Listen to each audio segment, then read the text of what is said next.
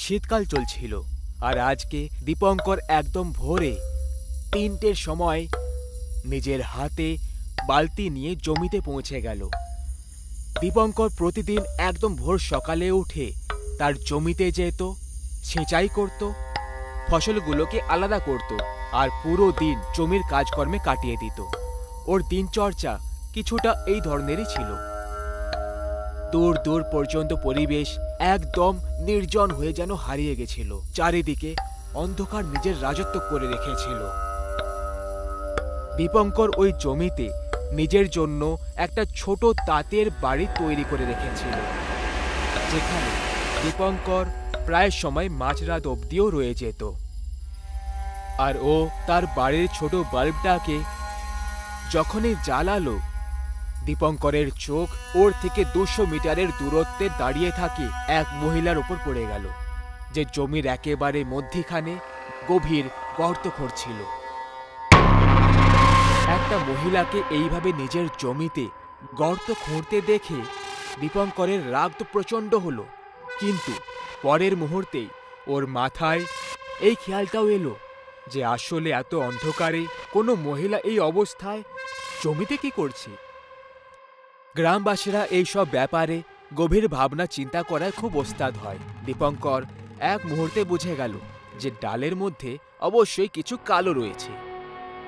এটাই ভেবে দীপঙ্কর ওই মহিলার একদম কাছে পৌঁছে যায় আর তাকে আর চোখে তাকিয়ে দেখে, যাতে অন্তত ও এটা জানতে পারত যে সে তার গ্রামের কোনো মহিলা নাকি কোনো বহুরূপী ছিল। কিন্তু ওই মহিলা বড় ঘোমটা দিয়ে রেখেছিল, যে কারণে দীপঙ্কর ওই মহিলার চেহারা দেখতে পারছিল না। দীপঙ্কর ওই মহিলাটাকে আওয়াজ দিল, আরে তুমি ওখানে করছোটা কি? এইভাবে জমির মাঝখানে গর্ত কেন খুঁড়ে যাচ্ছ?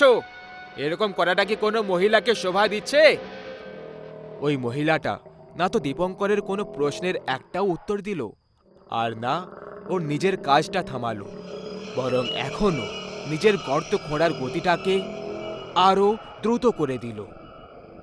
ওই মহিলাটার এই ব্যবহার দেখে দীপঙ্করের খুব রাগ ধরল আর ও ওই মহিলার ওপর চিল্লিয়ে উঠল, তুমি একটা মহিলা তাই কিছু বলছি না, নাহলে এতক্ষণ ধাক্কা মেরে আমার এই জমি থেকে বাইরে করে দিতাম। বন্ধ করে সব। দীপঙ্কর যখন দ্বিতীয়বার দখল দিল, ওই মহিলা গর্ত খোঁড়াটা বন্ধ করে দিল, কিন্তু তারপর ও দীপঙ্করকে এক দৃষ্টিতে তাকিয়ে থাকতে লাগলো। পরের মুহূর্তে ওই মহিলা দীপঙ্করকে জমি থেকে দূরে চলে যাওয়ার ইশারা করলো। দেখো তো একটু এই মহিলাটার আচরণ, এক তো ভুল করবে আর তার উপর গরমও দেখাবে। এই মহিলা, চল বেরিয়ে যা আমার জমি থেকে বাইরে। দীপঙ্কর এইটুকু বলে ওই মহিলাটার ঘোমটা সরানোর জন্য ওর দিকে হাত এগিয়ে দিল, কিন্তু তখনই হঠাৎ ওই মহিলা হঠাৎ করে উধাও হয়ে গেল।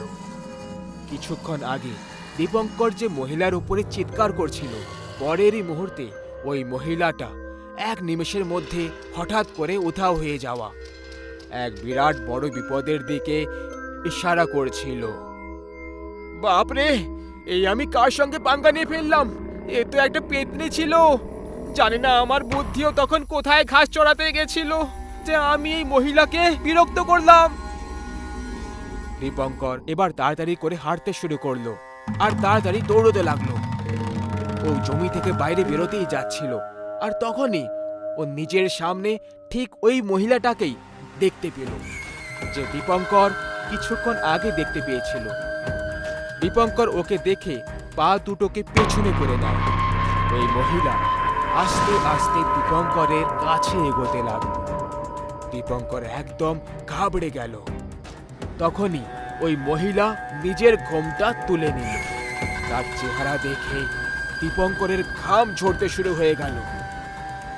লাল চোখ, চোখ থেকে রক্ত টপ টপ পড়ছিল, ভয়ঙ্কর চেহারা আর ঝুলে থাকা একটা জিভ।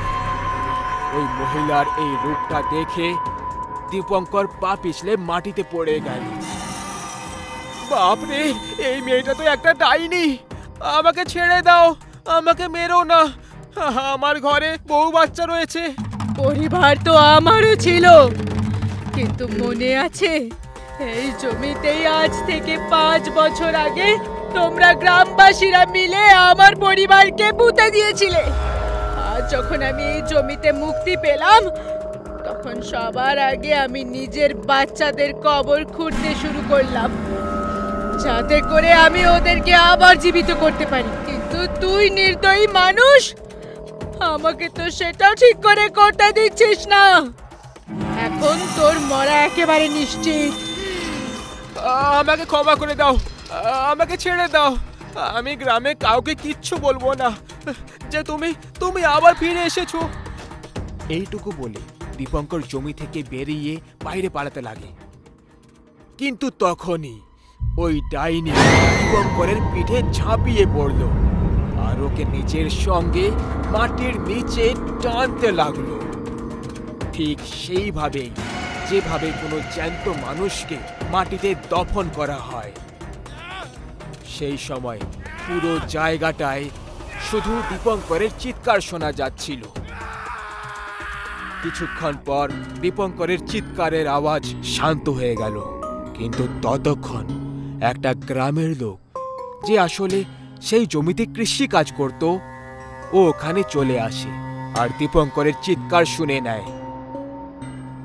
ও তখনই গ্রামবাসীদেরকে ডাকতে লাগলো যাতে দীপঙ্করের সাহায্য করা যেতে পারে। কিন্তু যতক্ষণ ওখানে গ্রামের সবাই পৌঁছলো, ততক্ষণে অনেক দেরি হয়ে গেছিল।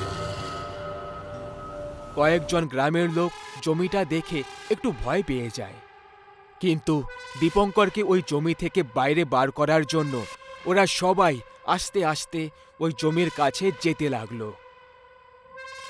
ওরা সবাই ভেতর থেকে খুব বেশি ভয় পেয়ে গেছিল, কিন্তু তবুও ওরা সবাই জমির খোদাই শুরু করে দিল। তখনই জমির ভেতর থেকে একটা মহিলার ভয়ঙ্কর আওয়াজ আসলো, পালিয়ে যাও এখান থেকে, চলে যাও। এর আগে গ্রামবাসীরা কিছু ভাবতে পারত বা করতে পারত। ওই ভয়ঙ্কর ডাইনি জমি থেকে বেরিয়ে পড়ল আর জমিতে উপস্থিত সমস্ত গ্রামবাসীদেরকে এক ঝটকায় পাতালে টেনে নিল। আর সবার মারাত্মক চিৎকারের সঙ্গে এই ঘটনা এখানে শেষ হয়ে যায়। এরপর অনেক দিন পর্যন্ত এই ঘটনার কথা গ্রামে ক্রমাগত হয়ে চলেছিল। গ্রামবাসীদের কথা মতো যে ওই ঘটনার পরে কখনো গ্রামের ওই জমিতে কৃষিকাজ হয়নি। আসলে পুরো জমিটা অনুর্বর হয়ে গেছিল। বহু বছর আগে কোনো মহিলাকে তার 2 বাচ্চার সাথে ওই জমিতে বসে তন্ত্র সাধনা করতে দেখতে পাওয়া গেছিল, যেখানে গ্রামের অসহায় লোকেদেরকে বলি দেওয়া হতো। এই কারণেই একদিন সুযোগ পেয়ে যখন ওই মহিলা নিজের সাধনায় ব্যস্ত ছিল, গ্রামবাসীরা কোনো তান্ত্রিকের সাহায্যে তার 2টো বাচ্চাকে চুরি করে নেয় আর খুবই গোপনভাবে জমিতেই তাদেরকে জ্যান্ত পুঁতে দিয়েছিল। এরপরে গ্রামবাসীরা ওই মহিলাটাকেও বেঁধে দিল আর ওই জমিতেই দফন করে দিল। আর 5 বছর পর ওই জমি থেকেই ওই মহিলাটাই ডাইনি হয়ে বেরিয়ে পড়ে। আর আজকে ওই ডাইনি সেই জমিতেই বসবাস করছে। সে ওই জমিতে বন্দী হয়ে রয়ে গেছে, যে কারণে সে ওই জমি থেকে বাইরে আসতে পারবে না। কিন্তু ইতিহাস সাক্ষী আছে, যে কেউ ওই জমির নিকটে গেছে দ্বিতীয়বার কখনো ফিরে আসেনি। একবার গ্রামে মেলা লেগেছিল। সেখানে অনেক ধরনের জিনিসপত্রের দোকান লাগানো হয়েছিল। মেলায় খুব ভিড় ছিল, আর সেখানেই অনিতা আর তার মেয়ে প্রিয়াও ঘুরছিল। ঘুরতে ঘুরতে ওরা দুজন হাঁপিয়ে যায় আর আখের রস খাওয়ার জন্য দাঁড়িয়ে পড়ে। শরবত দোকানের ঠিক পাশেটাই একটা অনেক বড় খেলনার দোকান ছিল, যেখানে বিভিন্ন রকমের ছোট বড় খেলনা ছিল। প্রিয়ার ধ্যান ওই দোকানে রাখা একটা পুতুলের ওপরে পড়ে যায়। ওই পুতুলটা বাকি সব পুতুলের থেকে আলাদা আর বড় দেখাচ্ছিল। প্রিয়ার ধ্যান ওই পুতুলের দিকেই ছিল। ও সেটাকে দেখছিল আর হঠাৎ ওই পুতুলটা প্রিয়াকে দেখে মুচকি হাসতে লাগলো। প্রিয়াও ওই পুতুলটাকে দেখে মুচকি হাসতে লাগলো। পুতুল মাথা নাড়িয়ে প্রিয়াকে নিজের কাছে ডাকলো আর প্রিয়াও ওর কথা শুনে শরবতের গ্লাস নিচে রেখে দেয় আর ওর কাছে চলে যায়। প্রিয়া পুতুলটাকে হাতে তুলল আর তাকে আদর করতে লাগলো। প্রিয়াকে নিজের কাছে না দেখতে পেয়ে অনিতা ভয় পেয়ে গেল। প্রিয়া, প্রিয়া, প্রিয়া, কোথায় গেলি তুই? প্রিয়া! অনিতার আওয়াজ শুনে প্রিয়া খেলনার দোকান থেকে সাড়া দিল। মা, আমি এখানে। অনিতা দৌড়ে দৌড়ে ওই দোকানে গেল। কত ভয় পেয়ে গেছিলাম আমি। এখানে কি করছিস তুই? মা, এই পুতুলটা দেখো না, কি সুন্দর লাগছে। এ আমার দিকে দেখে মুচকি হাসছিল আর আমাকে নিজের কাছে ডাকছিল। আমার এটা চাই। অনিতা পুতুলের দিকে দেখল, তখন ওর চেহারা একেবারে নির্বিকার ছিল। তারপর সে মুচকি হেসে প্রিয়ার দিকে দেখল আর বলল, ঠিক আছে, নিয়ে নিচ্ছি। প্রিয়া এটা শুনে খুব খুশি হয়ে গেল আর ও ওই পুতুলটাকে নিজের বুকে জড়িয়ে নিল। দাদা, এই পুতুলটার কত হলো? ওকে 50 টাকা। অনিতা তাকে টাকা দিল আর দুজন ওই দোকান থেকে বেরিয়ে পড়ল। পুতুল আবার হাসতে লাগলো, কিন্তু এইবারে ওর হাসি একটু ভয়ঙ্কর লাগছিল। অনিতা আর প্রিয়া নিজের বাড়ি পৌঁছয়। বাড়ি পৌঁছতেই প্রিয়া পুতুলের সঙ্গে খেলতে শুরু করে দিল। প্রিয়া, আমি তোকে কি বলেছিলাম? আগে পড়া পুরো করে নে, তারপর পুতুল নিয়ে খেলবি। চল, রেখে দে পুতুলটাকে আর গিয়ে পড়া পুরো কর। প্রিয়া মন খারাপ করে পুতুলটাকে এক জায়গায় রাখলো আর বই আনার জন্য অন্য ঘরে চলে গেল। প্রিয়ার যাওয়ার পরে পুতুল নিজের মাথাটা অনিতার দিকে ঘোরালো আর রাগের চোখে তাকে দেখতে লাগলো। পুতুলের চোখ লাল হয়ে যাচ্ছিল, যেন ওর চোখে রক্ত উঠে এসেছে। প্রিয়াকে আসতে দেখে পুতুল আবার শান্ত হয়ে গেল। রাতে আমি এই পুতুলটার সাথেই খেলবো। ঠিক আছে, এবার তাড়াতাড়ি পড়ে নে। রাত হয়ে গেছিল আর প্রিয়ার বাবা রঞ্জিত নিজের কাজ থেকে ফিরে চলে আসে। বাবাকে আসতে দেখে প্রিয়া পড়া বন্ধ করে দেয় আর তাকে পুতুলটা দেখাতে লাগলো। বাবা, এই দেখো, আমি একটা নতুন পুতুল কিনেছি। রঞ্জিত ওই পুতুলটা দেখে খুব রেগে গেল আর অনিতাকে আওয়াজ দিতে লাগলো, অনিতা, অনিতা, বাইরে এসো। অনিতা দৌড়ে দৌড়ে বাইরে এলো। কি হয়েছে? কি হয়েছে? এরকম বাজে জিনিসে টাকা খরচ করার কি দরকার ছিল তোমার? টাকা কি গাছে ফলে নাকি? রঞ্জিত রেগে গিয়ে ওই পুতুলটা জোরে ছুঁড়ে দিল আর এই কারণে ওই পুতুলটার মাথা ভেঙে গেল। দুজনকে ঝগড়া করতে দেখে প্রিয়া কাঁদতে লাগলো আর দৌড়ে পুতুলের কাছে চলে গেল। ভাঙাচোরা পুতুলটাকে নিয়ে প্রিয়া নিজের ঘরে চলে গেল আর অনেকক্ষণ ধরে কাঁদতে থাকলো। কিছুক্ষণ পর অনিতা প্রিয়াকে খাবার খাওয়ার জন্য ডাকতে এলো। প্রিয়া মা, চল খাবার খেয়ে নে। আমার খিদে নেই, তুমি যাও।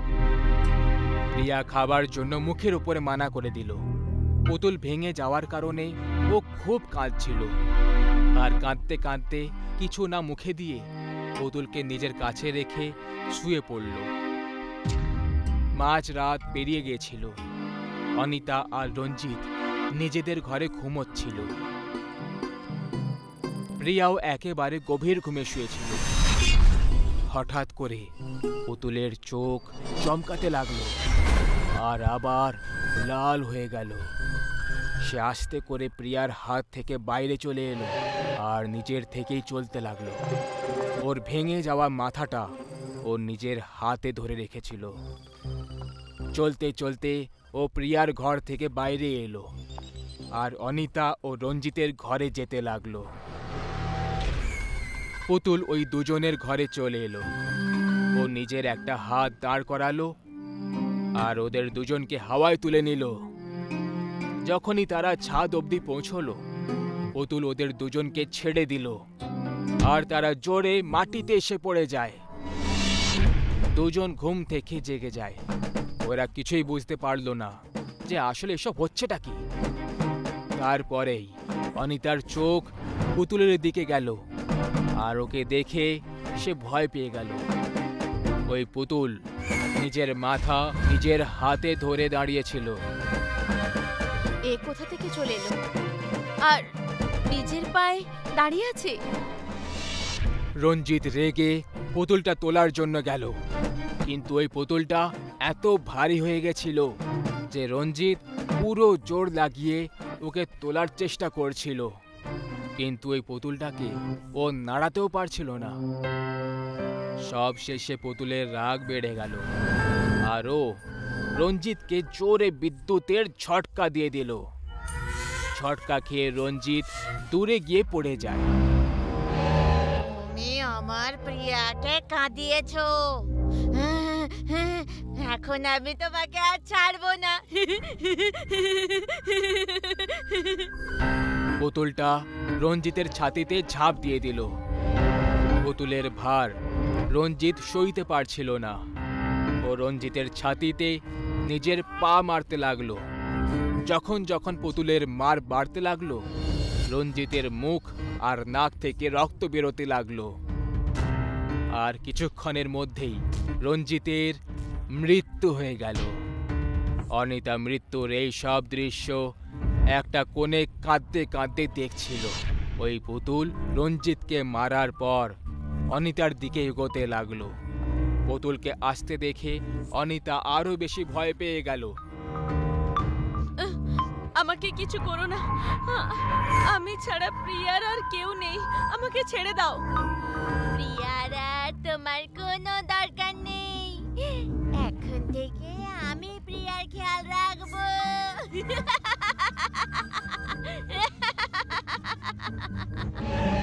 পুতুল নিজের হাতে বিদ্যুৎ বের করে অনিতার উপরে ছুঁড়তে লাগলো। ওই বিদ্যুতের ঝটকা অনিতা সহ্য করতে পারল না আর ও ওখানেই দম ছেড়ে দিল। দুজনকে মারার পর ও আবার প্রিয়ার কাছে গিয়ে ঘুমিয়ে পড়ল। শুকিয়ে যাওয়ার কারণে একটা গ্রাম পুরোভাবে নষ্ট হয়ে যায়। ওই গ্রামে একটাও মানুষ জ্যান্ত বাঁচেনি। গ্রাম যেখান থেকে জল পেত সেই পুরনো কুয়োটাও শুকিয়ে গেছিল। এক রাতে ওই কুয়োর ভেতর থেকে কান্নার আওয়াজ আসতে লাগলো। কুয়োর ভেতরে একটা ডাইনি নিজের শেষ নিঃশ্বাস নিচ্ছিল আর সে কিছুক্ষণ আগেই একটা বাচ্চাকে জন্ম দিয়েছিল। ওই বাচ্চা খিদের জ্বালায় কাঁদছিল।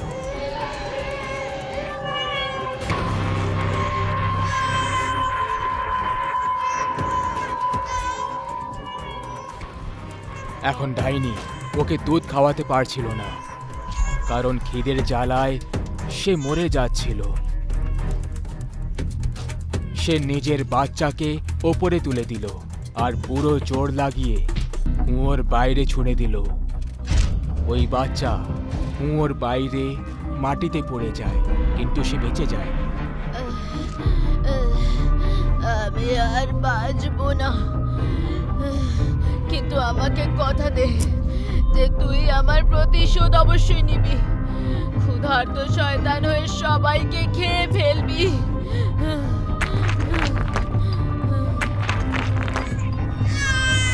ডাইনির বলা শেষ হওয়া মাত্রই কুয়োর পাথর নড়তে লাগলো আর বাচ্চার কান্না আরো বেড়ে গেল।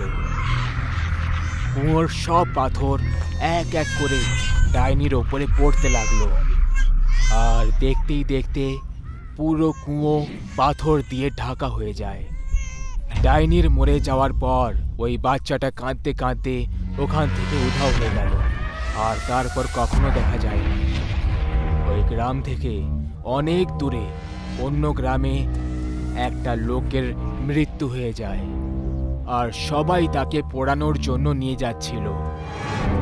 সব নিয়ম টিয়ম পুরো হয়ে গেছিল, আর এখন তাকে আগুন দিতেই যাচ্ছিল। একটা লোক তাকে আগুন দিল। আশেপাশে থেকে লোকেদের কান্নার আওয়াজ আসছিল। হঠাৎ সেই কাঁদতে থাকা বাচ্চা উড়তে উড়তে এলো আর মৃতদেহের ভেতরে ঢুকে পড়ল। এই ঘটনা এত দ্রুত হলো যে কেউ কিছুই বুঝতে পারল না যে আসলে হলোটা কি। কিন্তু কিছুক্ষণ পর সব কাঠ পড়তে লাগলো, কিন্তু মৃতদেহের উপরে কিছুই প্রভাব পড়ছিল না।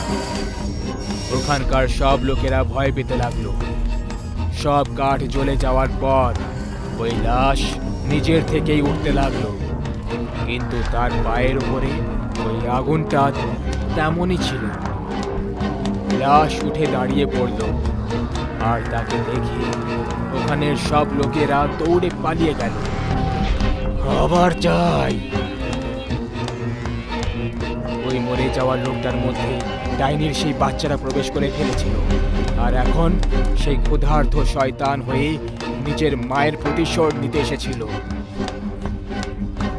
ওই শয়তান জ্বলে যাওয়া কাঠ খেয়ে ফেলল, আর এখন সে কোনো মানুষকে খাওয়ার জন্য দৌড়তে লাগলো। ও একটা লোককে ধরে তুলল আর নিজের পায়ের আগুন দিয়ে তাকে জ্বালাতে লাগলো। তার শরীর পুরোভাবে জ্বলে যাওয়ার পর শয়তান তাকে খেয়ে ফেলল। শয়তান গ্রামে এক মহাবিপদের মতো ঝাঁপিয়ে পড়ল, আর সে কাউকে ছাড়ল না।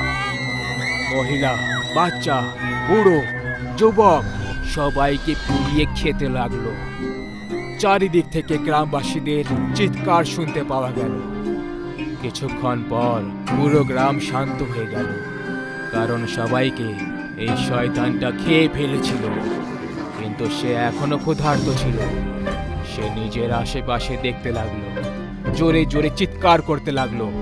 ওর ভয়ঙ্কর আওয়াজ শুনে গাছের পেছনে লুকিয়ে থাকা একটা লোক ওখান থেকে পালাতে লাগলো। আর তখনই শয়তানের নজর ওই লোকটার উপরে পড়ে যায়। শয়তান ওই লোকটাকে পালাতে দেখে ফেলে। ওই লোকটা আরো জোরে দৌড়তে লাগলো, কিন্তু শয়তানের মোকাবিলা করতে পারলো না, আর সে ধরা পড়ে গেল। তুমি এই গ্রামে শুধু একা বেঁচে রয়েছ, নাকি আরো কেউ আছে?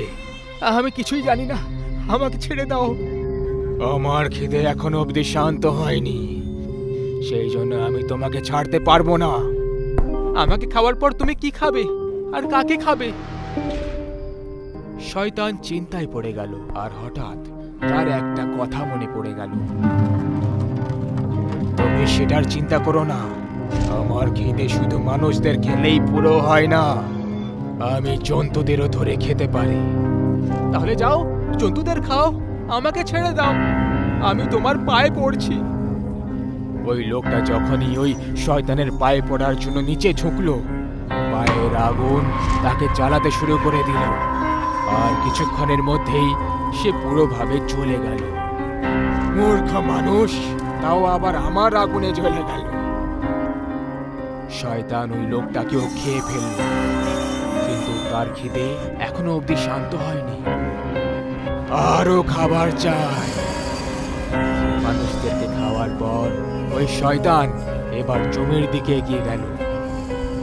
সে সব জমিতে আগুন লাগিয়ে দিল, যে কারণে অনেক গাছ আর জন্তু জানোয়ার জ্বলে গেল। সে ওদের সবাইকে খেয়ে ফেলল, কিন্তু তবুও তার খিদে শান্ত হচ্ছিল না। এইভাবেই চলতে চলতে ওই শয়তান গোটা গ্রামকে খেয়ে ফেলল। মাটি পুরোভাবে চলে গেছিল। আর তখনই একটা গাড়ি এসে ওই শয়তানের কাছে এসে থেমে যায়। সেটা থেকে একটা ছেলে নামলো, আর ভয়ের চোখে ওই শয়তানকে দেখতে লাগলো। কাকা, এটা তোমার কি হয়ে গেছে? আমাকে তো তোমার মরার খবর দেওয়া হয়েছিল, কিন্তু তুমি তো আরো খাবার। শয়তানের আওয়াজ শুনে ছেলেটা খুব ভয় পেয়ে যায় আর পিছনে যেতে লাগলো। তোমার আওয়াজ তো এরকম ছিল না, আর তোমার পা জ্বলে যাচ্ছে। আমার কাছে এসো। ছেলেটা মারতে লাগলো আর ওই শয়তানটা তাকে ধরে ফেললো আর আগুনে জ্বালাতে লাগলো। ছেলেটার চিৎকারের আওয়াজ দূর দূর অবধি পৌঁছে গেছিল। শয়তান তাকে খেয়ে ফেলল। ছেলেটাকে খাওয়ার পর তার নজর ওর গাড়িটায় পড়ল। সে গাড়ির ওপরে ঝাঁপ দিল আর গাড়িটাকে জ্বালাতে লাগলো। যখনই গাড়িতে আগুন ধরলো, কিছুক্ষণের মধ্যে গাড়ি ফেটে গেল। গাড়ির সাথে সাথে শয়তানের শরীরেরও টুকরো টুকরো হয়ে গেল আর ওই বাচ্চা ওই শরীর থেকে বাইরে বেরিয়ে গেল। বাচ্চা খিদের জ্বালায় জোরে জোরে কাঁদছিল আর ওর আওয়াজ ওই জনশূন্য জায়গায় গর্জন করছিল। এই কাহিনীটা প্রায় 20 বছর আগেকার, যখন গ্রামে গঞ্জে প্রায় সময় সবাই বাইরে বা ছাদেই ঘুমোতো। সেই সময় এত আধুনিকতা ছিল না। 6 বছরের শুভম তার দাদুর সঙ্গে ঘরের বারান্দায় ঘুমোচ্ছিল। তখনই ও কিছু একটা আওয়াজ শুনতে পেল। ও ঘুম থেকে জেগে গেল। ও নিজের থেকে প্রায় 20 মিটার দূরত্বে একটা সাদা শাড়ি পরে মহিলাকে দাঁড়িয়ে থাকতে দেখল। ওই মহিলার চুল মাথা থেকে পা অবধি ছিল, যে কারণে তার চেহারা ঠিক করে দেখা যাচ্ছিল না। তার ওপর পুরো পরিবেশে ঘন কুয়াশা ছেয়ে গেছিল। শুভম কিছুক্ষণ অবধি ওই মহিলার দিকে একভাবে তাকিয়ে দেখল, কিন্তু তারপর ওই মহিলা শুভমকে নিজের কাছে আসার ইশারা করতে লাগলো। শুভমও আস্তে আস্তে তার দিকে এগিয়ে গেল।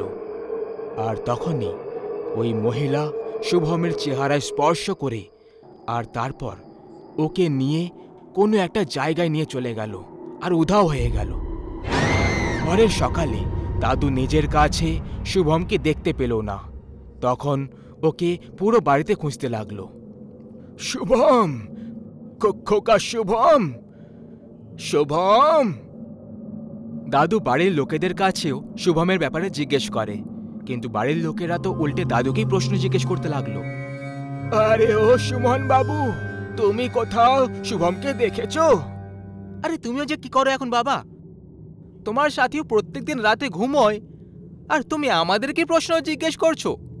কি জানি শুভম কোথায় চলে গেল, এখন কোথায় খুঁজবো ওকে? দাদু কিছুক্ষণ শুভমের ব্যাপারে ভাবলো, কিন্তু তখনই সে হঠাৎ করে দৌড়ে বারান্দায় চলে যায়, যেখানে সে শুভমের জুতো সব সময় পরে থাকতে দেখত। এটা দেখা মাত্রই দাদু চিৎকার করে ওঠে, হে রাম, আমাদের বাচ্চাকে ওই ডাইনি তুলে নিয়ে চলে গেছে।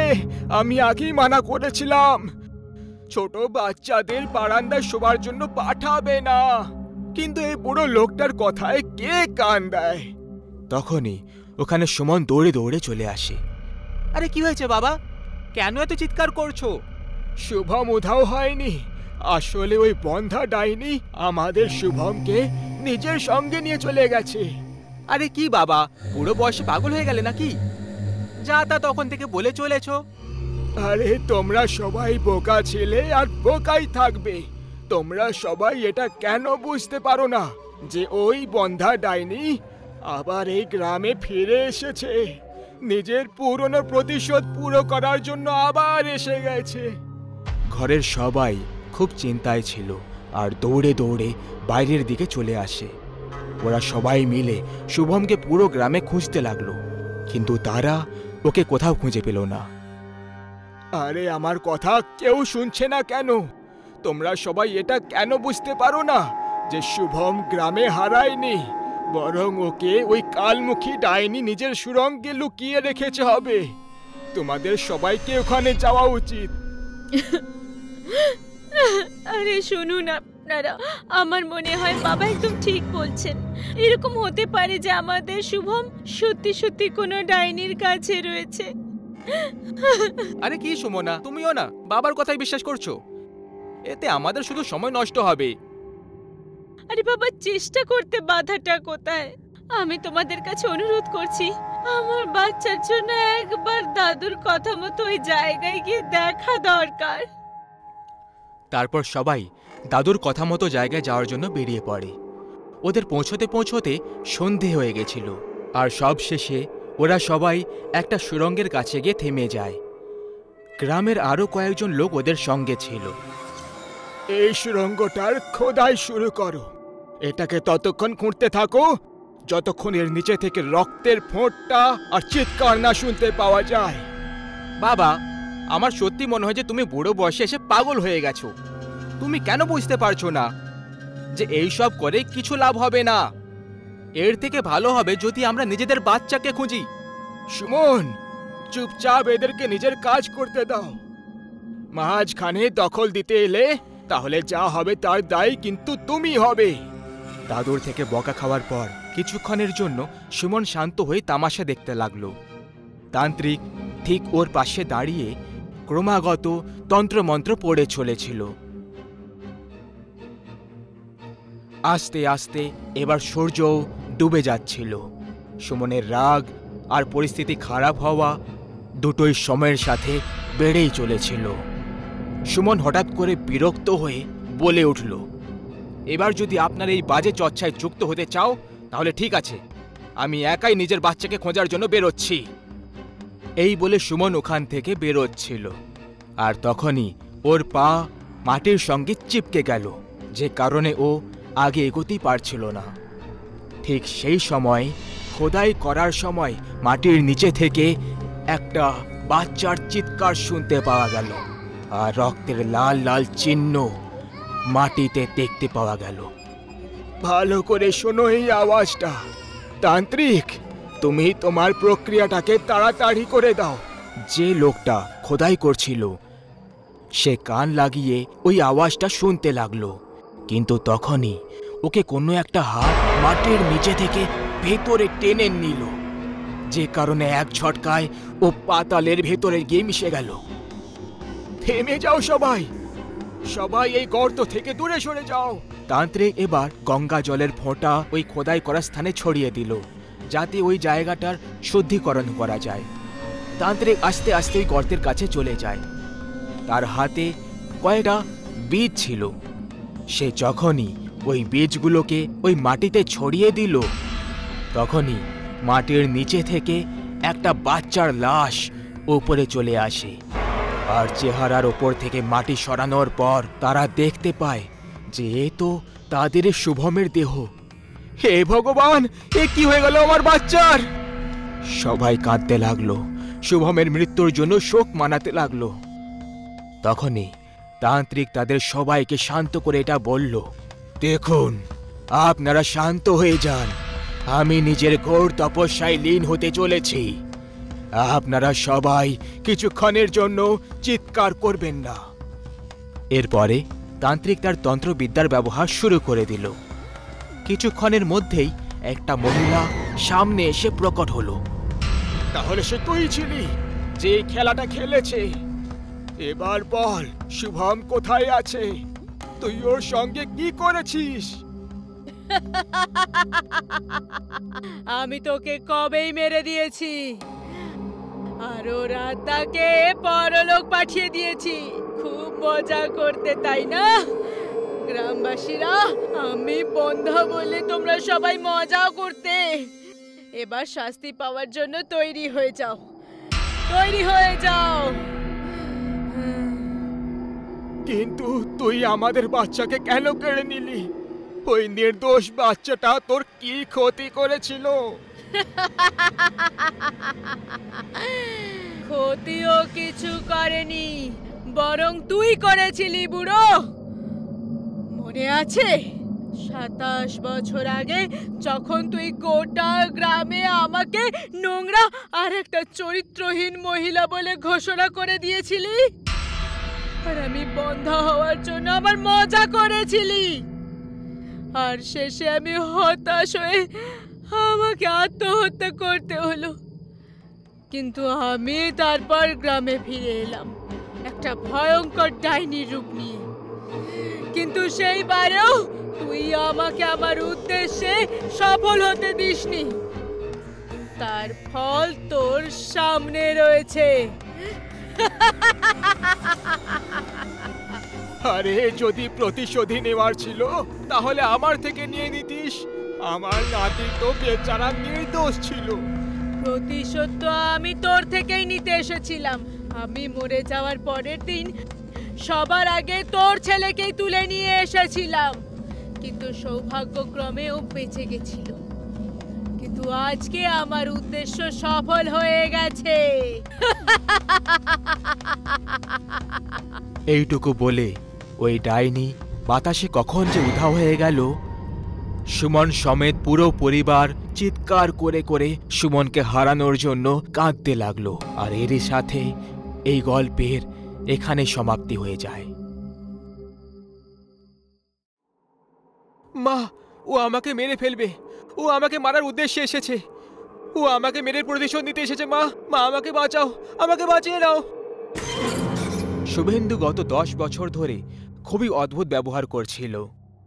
ও প্রায় কোনো মেয়ের ব্যাপারে কথা বলতো যে সে ওকে মারার জন্য এসেছে। ওর পরিবারও শুভেন্দুর পরিবারের থেকে খুব সমস্যায় ছিল। শুভেন্দু প্রায় সময় বলতো, পরের পূর্ণিমার রাতে ওই ডাইনি আমাকে নিজের সঙ্গে হাওয়ায় উড়িয়ে নিয়ে যাবে। কিন্তু প্রত্যেক ঘটনার পেছনে কোনো না কোনো কঠোর সত্যি অবশ্যই লুকিয়ে থাকে, যে ওই ঘটনাগুলো যারা শোনে তাদেরকে আতঙ্কে ভয় পাইয়ে দেয়। শুভেন্দুর এই অবস্থার পরিণামও ঠিক এরকমই একটা সত্যি ছিল, যে কারণে শুভেন্দু আজ নিজের মৃত্যুর তারিখটাও জেনে গেছিল।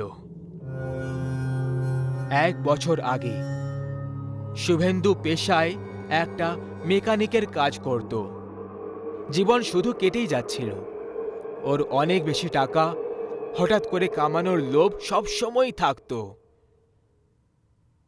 যাই হোক, একবার রাতে শুভেন্দু নিজের বাড়ি ফিরছিল, আর তখনই ও একটা মেয়েকে ফুটপাত এরিয়াতে ভয় পেতে দেখে।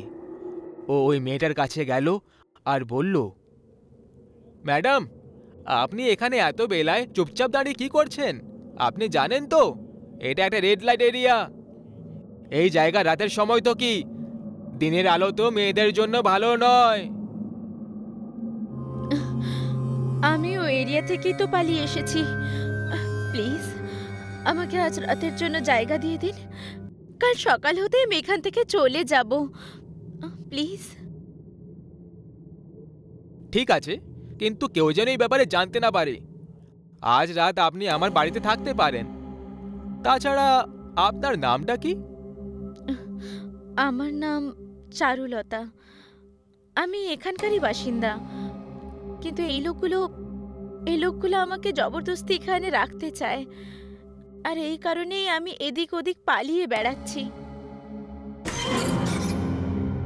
ঠিক আছে, আজ রাতের জন্য তুমি আমার বাড়িতে লুকোতে পারো। সেই রাতে চারুলতা শুভেন্দুর বাড়িতেই লুকিয়ে থাকল। পরের দিন যখন শুভেন্দু উঠল, তখন চারুলতার চুলগুলো উড়তে দেখে ও তার উপর মুগ্ধ হয়ে গেল। রাতের অন্ধকারে ও চারুলতার সুন্দরতা ভালোভাবে দেখতে পায়নি। শুভেন্দু মনে মনে চারুলতাকে পছন্দ করে লেগেছিল। ও কোনো সময় নষ্ট না করে চারুলতাকে তক্ষুনি নিজের মনের কথাটা প্রকাশ করে দিল। শোনো, আমার তোমাকে খুব ভালো লেগেছে। আমি তোমাকে নিজের জীবন সাথী করতে চাই। তুমি কি? আমারও আপনাকে খুব ভালো লেগেছে। এইভাবে কোনো মেয়ের সাহায্য করা, বিশেষ করে কোনো অজানা মেয়ের, সে কোনো দেবদূতই হতে পারে। এরকম মানুষের জীবন সাথী বলুন তো কে হতে চাইবে না? এরপরে দুজনে একে অপরের সাথে বিয়ে না করেই একই বাড়িতে থাকতে লাগলো। এক রাতের কথা, সেটা পূর্ণিমার রাত ছিল। শুভেন্দু চারুলতাকে একটা সারপ্রাইজের অজুহাত দিয়ে একটা অজানা জায়গায় নিয়ে আসে। ও চারুলতার চোখে কাপড় বেঁধে রেখেছিল যাতে সে ওর সারপ্রাইজটা দেখতে না পারে। আরে এবার বলবে তো কি সারপ্রাইজ? কাপড়টা তো খোলো। শুভেন্দু চারুলতার চোখ থেকে ওই কাপড়টা খুলে দেয়। যখনই চারুলতার চোখ খুলে যায় ওর একটা জোরে চিৎকার বেরিয়ে যায়। ভবানী পাঠক, তুমি? শুভেন্দু, তুমি আমায় কোথায় নিয়ে এলে? এই তো সেই শয়তানটা যে অসহায় মেয়েদের দুর্বলতার লাভ তুলে তাদেরকে ফাঁসিয়ে দেয়। এই মেয়ে, উপরে দেখ, তুই রেল লাইট সেন্টারে দাঁড়িয়ে আছিস। তোর প্রেমিকের থেকে আমি তোকে কিনে নিয়েছি। খুব পালানোর শখ তোর, তাই না? এবার চার দেওয়ালের মধ্যে পুরো জীবনটা পালিয়ে বেড়াবি। মানে মানে এসব তুমি করেছো? তুমি তো এই শয়তানের থেকেও জঘন্য বেরোলে। তুমি নরকেও জায়গা পাবে না, কখনো না।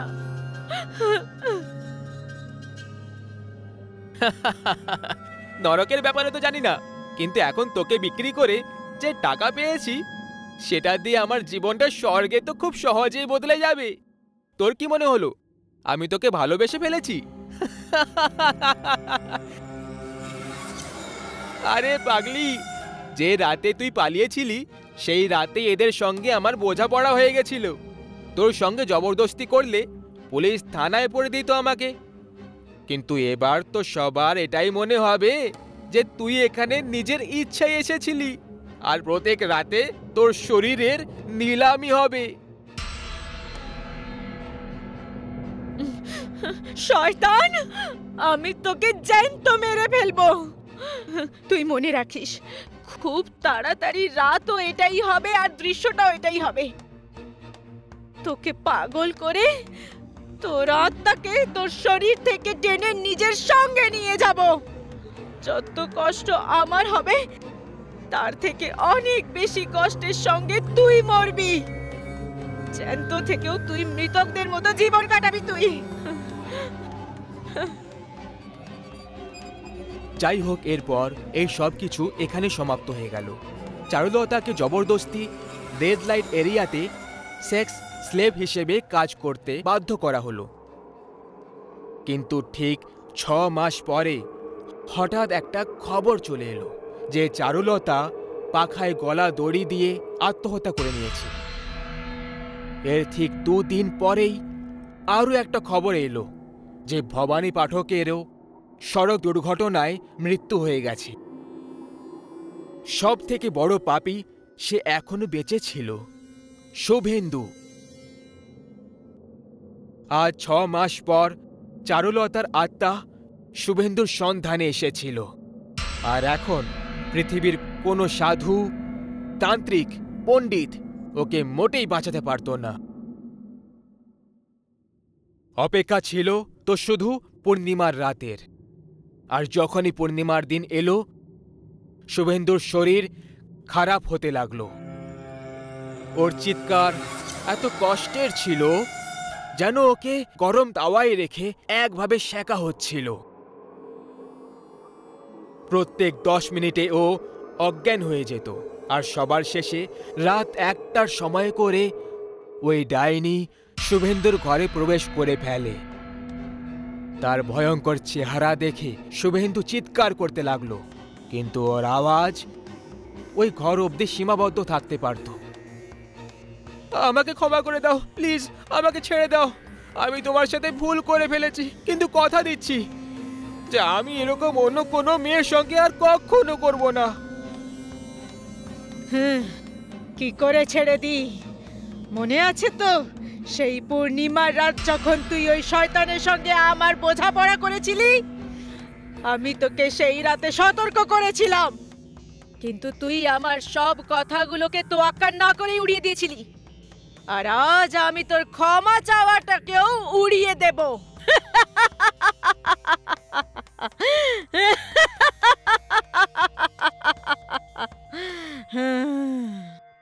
এরপরে শুভেন্দুর এক ভয়ঙ্কর চিৎকারের আওয়াজ হলো। ওই ডাইনি শুভেন্দুর বুকটাকে ছিঁড়ে ওর হৃৎপিণ্ডটাকে বাইরে বার করে নিল, আর ওর আত্মাটাকে নিজের সাথে জানলা দিয়ে উড়িয়ে নিয়ে চলে যায়। যতক্ষণ ওর পরিবারের লোক ওখানে পৌঁছলো, তখন শুভেন্দুর মৃত শরীর টুকরো টুকরো ভাবে মাটিতে পড়েছিল। ওই অসহায় মেয়েটার প্রতিশোধ পুরো হয়ে গেল।